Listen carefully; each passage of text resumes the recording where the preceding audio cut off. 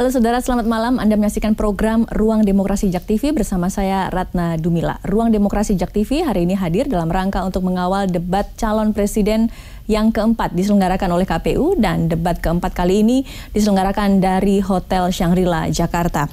Ada beberapa tema yang akan diangkat dalam debat pada malam hari ini terkait dengan ideologi, hubungan internasional, pertahanan keamanan, dan pemerintahan. Saya akan mengundang salah satu narasumber saya pada malam hari ini untuk membahas terkait dengan persiapan debat pada malam hari ini.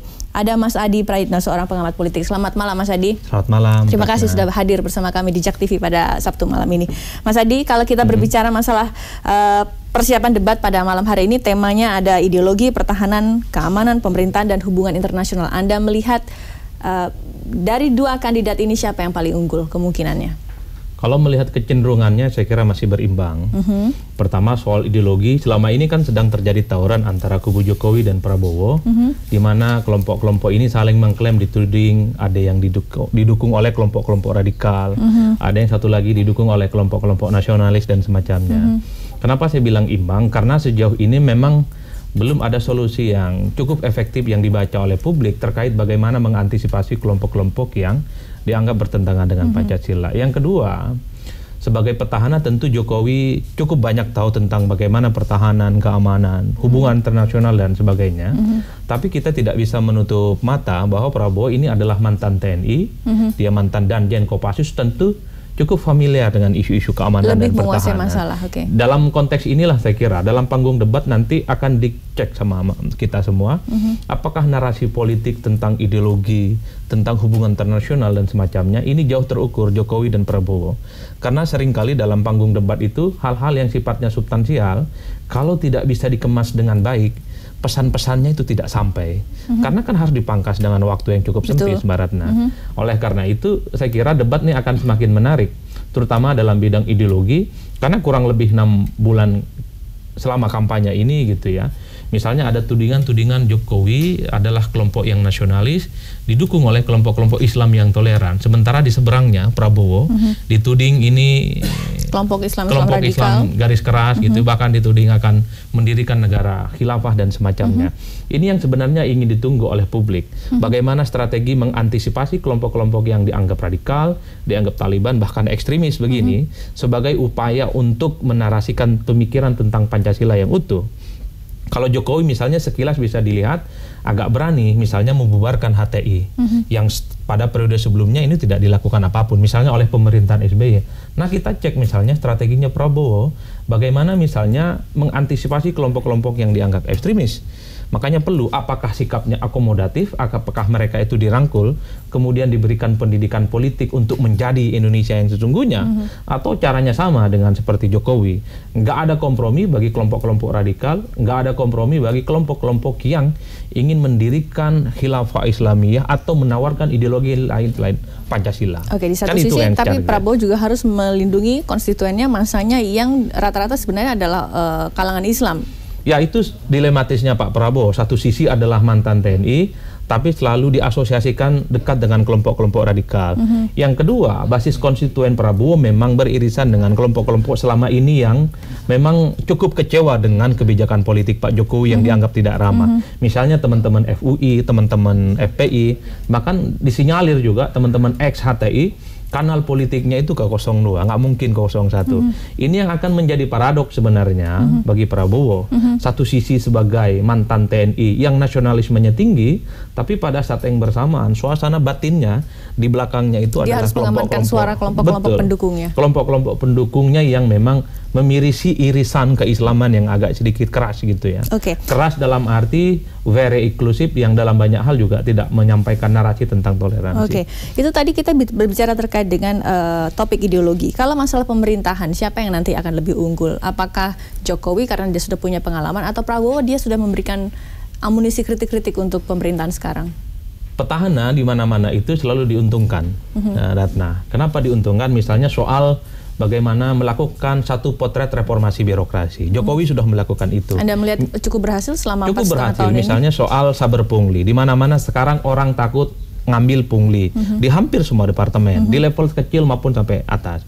Tapi pada saat yang bersamaan juga ada praktek-praktek yang paradok. Kalaupun toh ada saber pungli, ada praktek memangkas birokrasi yang begitu panjang, tapi masih saja praktek korupsi seperti suap, OTT yang belakangan marak terjadi. Ini menjadi catatan penting sebenarnya bahwa reformasi birokrasi, pemangkasan birokrasi yang terjadi selama ini belum terjadi secara menyeluruh. Tapi bangunan infrastruktur bagaimana pemerintahan ini untuk mengamputasi praktek-praktek korup, praktek-praktek yang selama ini merugikan negara, itu sudah mulai dibangun. Tinggal misalnya budaya politiknya ini apakah bisa diterjemahkan kepada rakyat atau tidak. Ini yang kemudian satu sisi bangunan hukumnya sudah dibangun, tapi budaya politik rakyatnya yang kemudian tidak berimbang. Masih saja ada orang-orang yang mencari celah bagaimana melanggar hukum seperti korupsi, seperti OTT dan semacamnya. Tapi secara umum kalau kita melihat, kalau kita ngurus apa-apa sekarang agak gampang. Prosesnya cepat, ada e-digitalisasi. Semuanya e-government dan lain sebagainya. Nah, hal-hal ini yang saya kira reformasi yang cukup efektif di zaman Jokowi, meski dalam banyak hal ada celah yang selalu dikritik. Ada di sekitar Pak Jokowi justru terjadi OTT seperti Pak Somi dan sepanjang. Tapi ala kulli hal di atas segalanya, reformasi birokrasi, sistem politik yang berkembang, ini sudah menarasikan tentang transparansi pemerintahan. Kalau dari kubu Prabowo, apa yang bisa dikritik terkait dengan pemerintahan? Ya, satu-satunya mungkin yang bisa dikritik soal malaknya OTT, yang itu justru terjadi di sekitarnya Pak Jokowi. Yang kemarin misalnya yang Bowo itu adalah justru orang penting di Jawa Tengah yang menjadi bagian dari tim TKN. Sebelumnya ada Romi, sebelumnya lagi ada Setnov dan Pak Idrus Marham. Pasti ini celah yang akan coba untuk dikapitalisasi sebagai bagian untuk menyerang Jokowi. Tapi hebatnya Jokowi ini selain dia petahana, keluarga besarnya itu memang dijauhkan dari politik. Nyaris tidak anak-anaknya itu yang tidak main dalam lingkungan bisnis, tidak ada yang bermain dalam lingkungan politik di sekitarnya. Artinya Jokowi selain menyampaikan sesuatu yang sudah dilakukan, dia ada success story yang bisa dinarasikan kepada publik. Dari lingkungan keluarga dia sukses, tapi mungkin dari lingkungan politik di sekitarnya agak dirugikan. Agak dirugikan karena praktek korup yang memang sebenarnya itu di luar kontrol Jokowi sebagai presiden. Kan nggak mungkin Pak Jokowi ini mengurus hal-hal sifatnya pribadi yang berkaitan dengan elit di tengah kebutuhan pasar politik yang begitu luar biasa gitu ya. Beberapa tema yang akan dibahas lain adalah terkait dengan hubungan internasional, Mas Adi. Kalau melihat hubungan internasional, banyak yang mengatakan sebenarnya diplomasi kita cukup maju. Namun memang tampaknya kehadiran Pak Jokowi di panggung internasional bisa dikatakan jauh lebih berkurang jika dibandingkan dengan presiden sebelumnya Pak SBY. Tapi ada juga yang mengatakan sebenarnya ya prestasinya biasa-biasa saja. Kalau menurut Mas Adi seperti apa? Kalau melihat kecenderungan secara umum, narasi politik internasional Jokowi dan Indonesia memang agak sedikit standar dan biasa-biasa saja. Anda melihatnya seperti itu? Iya, karena memang ini tenggelam oleh isu-isu yang memang menjadi hiruk-pikuk, seperti pembangunan infrastruktur, seperti soal narasi cebong dan kampret itu jauh lebih dominan. Padahal kalau kita mau cek, Indonesia dipercaya sebagai tuan rumah pertemuan IMF, itu adalah satu trust luar biasa dari dunia internasional, yang mestinya orang tahu bahwa tidak gampang sebenarnya menjadi tuan rumah yang baik, mendapat aplaus dan apresiasi dari banyak kalangan gitu ya. Yang kedua misalnya banyak juga orang nggak tahu bahwa di Indonesia menjadi kiblat dari cermin Islam yang inklusif dan toleran. Di tengah ragamnya kebangsaan, di tengah ragamnya suku agama, Indonesia ini mampu menciptakan satu kondisi politik keagamaan yang saya kira menurut saya sampai sekarang cukup jernih. Beda dengan negara-negara Islam lain gitu ya. Ini juga mestinya orang melihat di mana Indonesia itu kemudian menjadi referensi utama dalam resolusi konflik, terutama yang berkaitan dengan keagamaan dan kebangsaan. Kasus misalnya Muslim Rohingya, bahkan Indonesia dijadikan sebagai saudara tua gitu ya. Bagaimana mengantisipasi terjadinya konflik antara etnis Muslim yang minoritas itu dengan pemerintah. Itu semua konsultasinya ke pemerintah Indonesia. Menurut saya hal-hal yang seperti ini bunyinya jauh lebih kalah hebat ketimbang narasi tentang cebong dan kampret, tentang bagaimana kegagalan infrastruktur yang dikritik oleh Prabowo.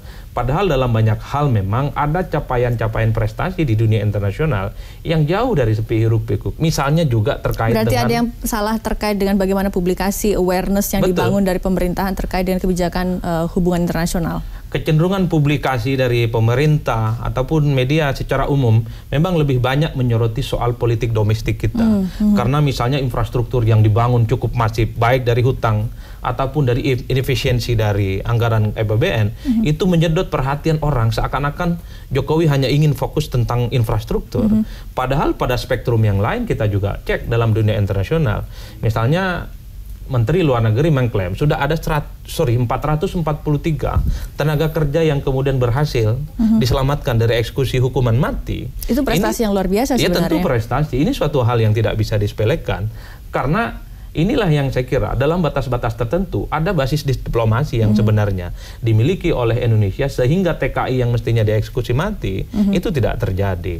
Hal-hal yang seperti ini seringkali luput sehingga PR, public relation ataupun jubirnya pemerintah agak sedikit sepi misalnya menarasikan hal-hal padahal sebenarnya prestasinya luar biasa. Padahal banyak hal yang sudah dilakukan, terutama tentang kiblat menjadi negara yang bermayoritas Islam terbanyak. Kita lanjutkan diskusinya nanti Mas Adi. Nanti saya juga akan menghubungi reporter JAK TV yang ada di lokasi debat calon presiden keempat yaitu di Hotel Shangri-La Jakarta. Ada Priscilia, tetap bersama kami saudara di Ruang Demokrasi JAK TV.